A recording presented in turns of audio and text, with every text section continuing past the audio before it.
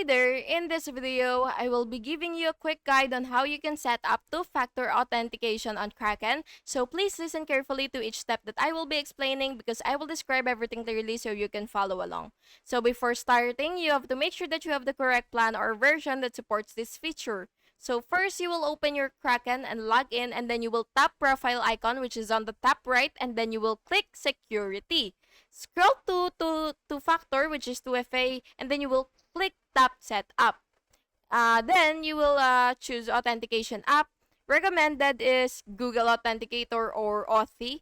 And then you will open your Authenticator app, and then you will tap plus add account, and then scan the QR code displayed on Kraken. Enter the 6-digit code from your Authenticator app into Kraken. Then you will tap enable 2FA, and then you will save backup codes in a secure location in case you lose your device. And yeah, that's it. Thank you so much for watching this video, and I really hope it was helpful. Please make sure to like and subscribe for more videos like this.